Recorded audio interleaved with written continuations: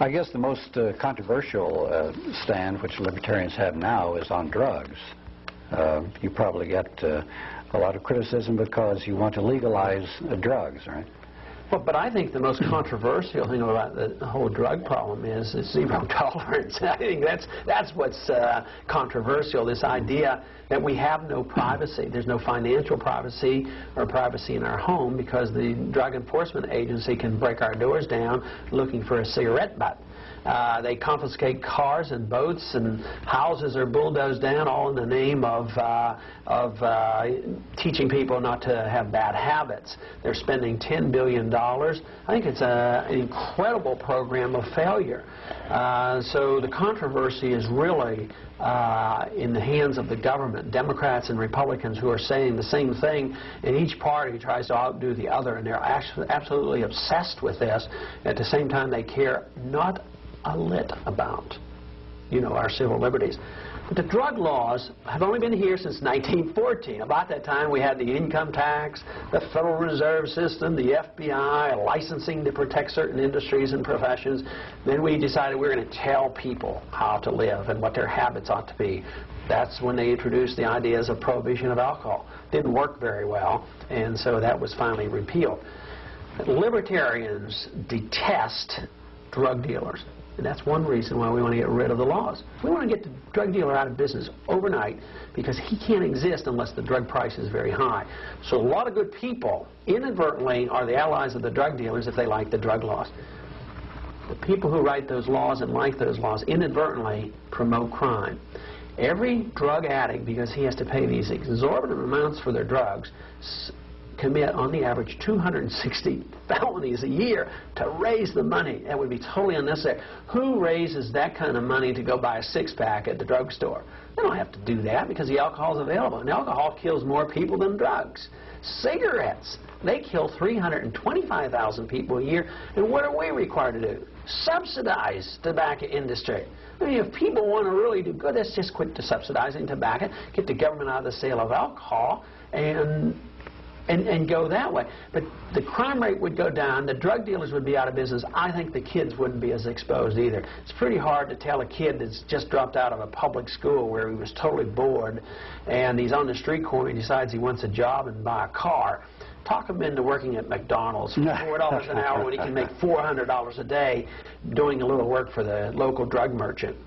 There's no way. He's tempted and he yields to the temptation. So we literally set the stage by these drug laws to get more kids involved, and I think that's horrible. I think the kids they certainly deserve some protection. We deserve at least to create an environment where they're not so likely to be forced into the drug trade.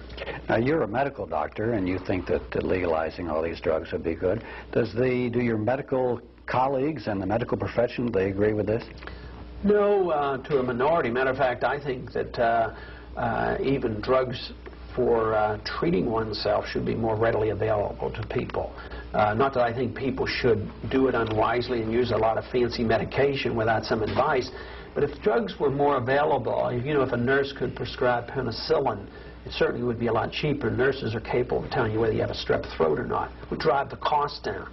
So doctors have a little protectionism involved. They like their little monopoly. So the AMA, matter of fact, the AMA lobbied me in Washington to vote against even allowing doctors to give heroin for dying cancer patients who couldn't have their pain relieved from morphine. But they did not want this to happen because they wanted to have control, and they didn't want to look like they were soft on drugs, but they want control. So whether it's the drugs necessary right now, the FDA, I think, does a horrible disservice to us all by making it very difficult for AIDS and cancer patients to do alternative treatments. Yeah. They're smuggling drugs from Mexico. We think of Mexico as a socialist state, and yet they can get drugs more readily there, and we're having dying cancer patients, AIDS patients, smuggling drugs up into the free United States in order for them to take this medicine. But the FDA argues, well, we got to make sure it's safe and effective. Well, if somebody's dying, don't you think they have the right to take a chance on a drug, on an experimental drug? But the AMA isn't helpful in here, and the medical profession is very poor. A lot of doctors would agree with me, but I think they like the idea that they're sort of godlike and they get to write prescriptions, and they certainly think that opening up this whole barrel, so to speak, would be detrimental to their protection, and they're interested in organized medicine. What about the police and law enforcement profession? Would they be for your point of view? It would put a lot of them out of work.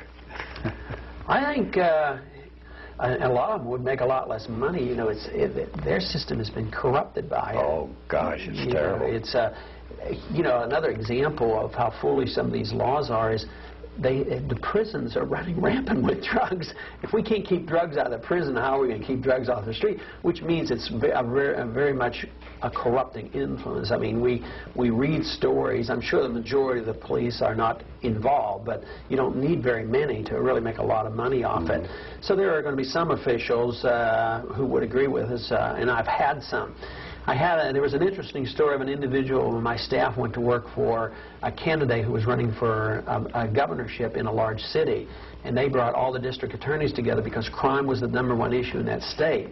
And they said that the only way you could ever get rid of crime would be, and they all agreed on this, is you'd have to get rid of the drug law. So behind closed door, without the press, they agreed the drug laws created crime. And you know what they said? You can't ever achieve that because there are too many people on the take, too many judges and too many policemen like this, so just forget about it. We can't deal with it, and it's too much of an emotional issue anyway.